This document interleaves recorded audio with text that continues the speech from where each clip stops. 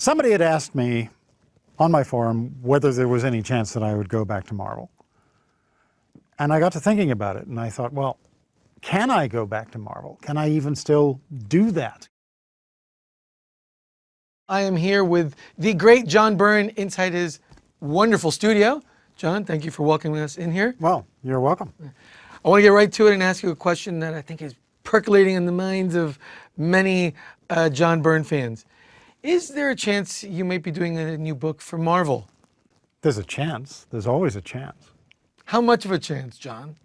Well, I'd say it's about 50-50 because it's either going to happen or it isn't. You've been sharing some pages of that you've been doing essentially on spec, and you've been sharing it on your forum, Byrne Robotics. Tell me about the idea behind it and why you were inspired to jump back into the X world. Somebody had asked me on my forum whether there was any chance that I would go back to Marvel.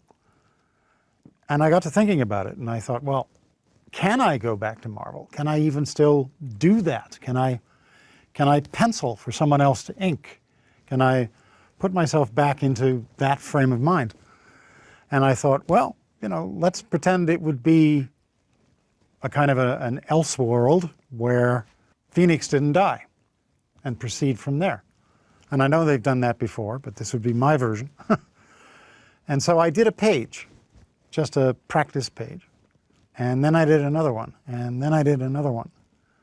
And pretty soon I had 20 pages. And I kept posting them on my website, and C.B. Soboski, who's the new editor-in-chief at Marvel, saw them and said, let's talk about this. So in Boston, at the convention, we had a breakfast business meeting and talked about it. And there's nothing to announce yet, but it's out there in the ozone. Has it been refreshing to step back and work with these characters again? It's been quite a long time since you did the Hidden Years. Yeah. So and these are the X-Men from my vintage. The strangest thing about it has been the fact that they pretty much just fell out of the pencil.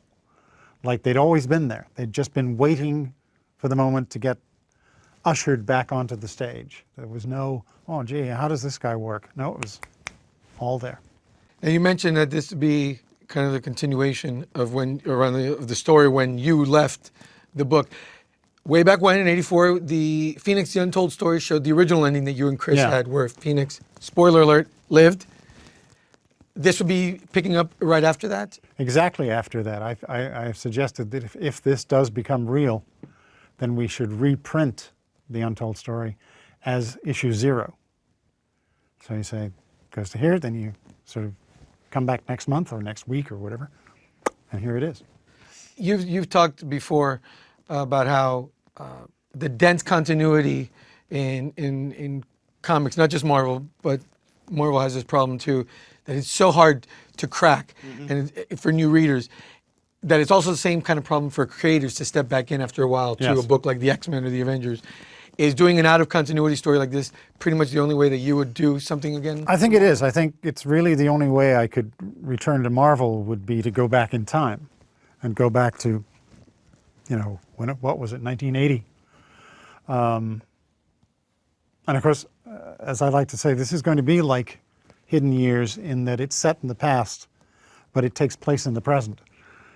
So, you won't have to know any 1980 topical references, and all the cars will be modern, and all the fashions will be modern, just to make it easier, and also to avoid any suggestion that it's a reprint. I don't want people going, oh, it's just a reprint. No, it's not. So we'll see, but it's all speculative at this point.